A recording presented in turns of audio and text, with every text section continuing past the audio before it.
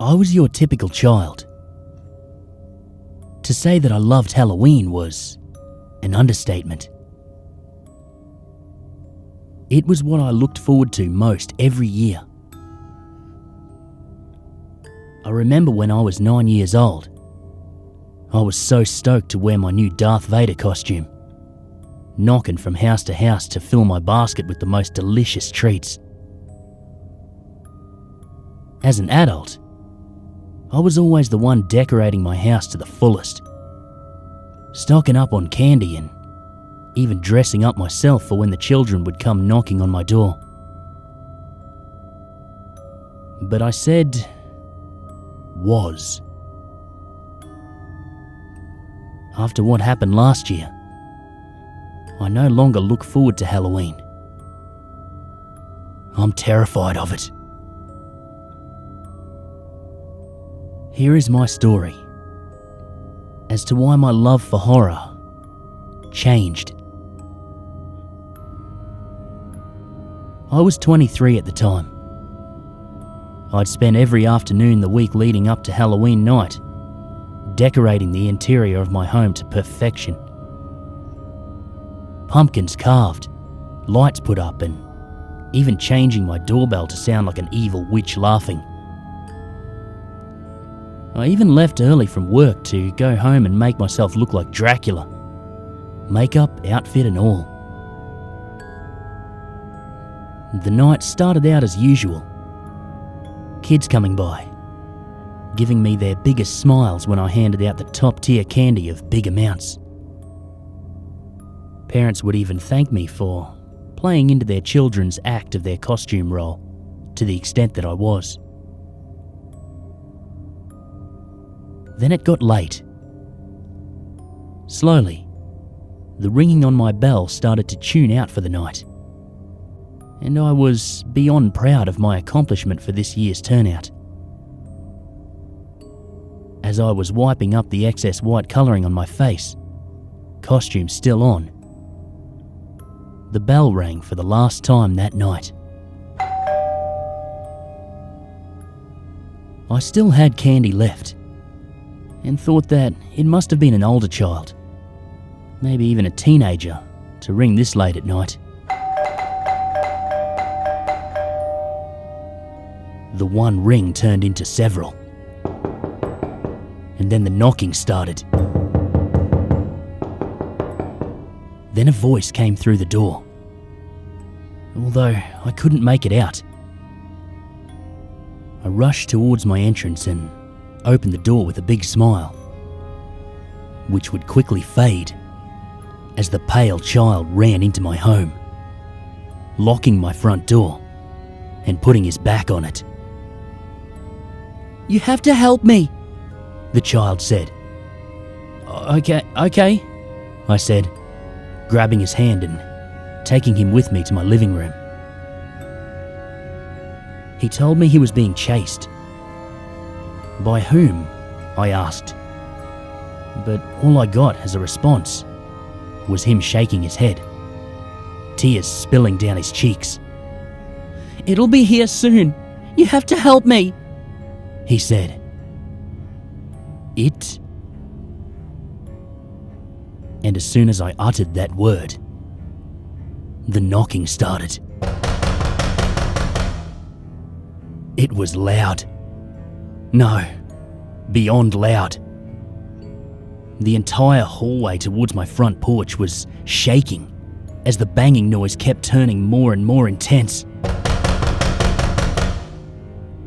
The boy started chanting, "No, no, no, no, no," and rocking back and forth as the knocking kept coming. There must have been several hands on my door at this point. Strong hands, because it sounded like it would break at any second. I reached out for my phone, laying on the counter of my kitchen. "I'm calling the police," I yelled. But the boy grabbed my hand and looked into my eyes. With a calm voice, he said, "No, no police. They won't understand." He looked paler now, his skin almost translucent, ghost-looking, and his eyes were covered with the darkest circles, like he hadn't slept for days. How did I not see this before? I walked up to the front door, which thankfully the boy had locked, and looked out the spy hole to see who could possibly be strong enough to make these terrible sounds that just kept coming. But there was no one there, even though the noises were still getting louder. I backed up slowly into the living room. The banging continued onto all my wall, windows, and even the door to my backyard. But as I looked out, there was still no one there. What the hell was going on?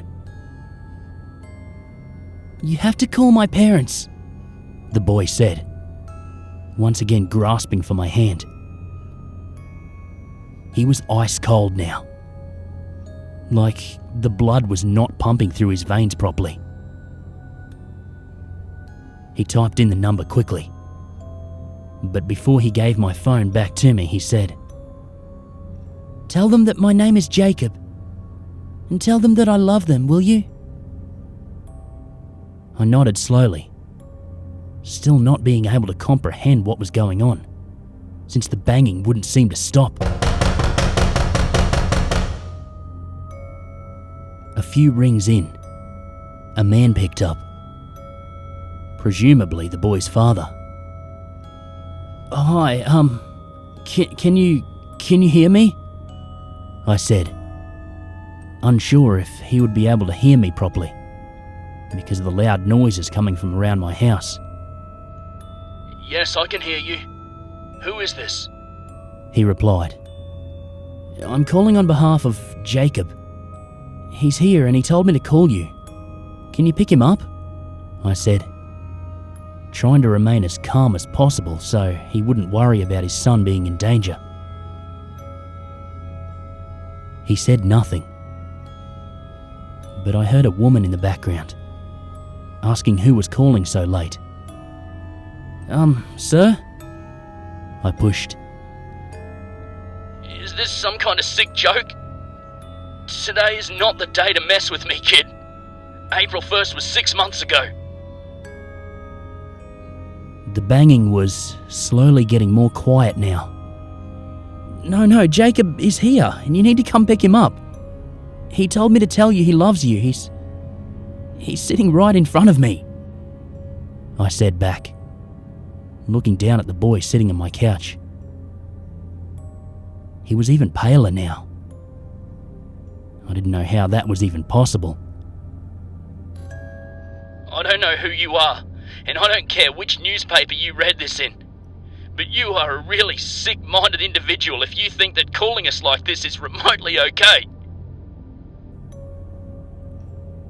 I looked towards the front of my house, away from Jacob, to try and see if I could catch who was banging on now just the front of the house.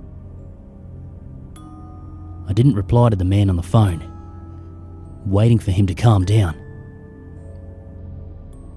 "Our son is dead. In fact, you are calling on the 3-year mark of his death. I'm hanging up now. Don't call me or my wife ever again," he said, and he hung up, the sound of complete silence giving me chills down my spine. The banging had stopped as soon as the word "dead" left the man's mouth. Jacob was nowhere to be found. His death, after some research, was unresolved and full of mystery.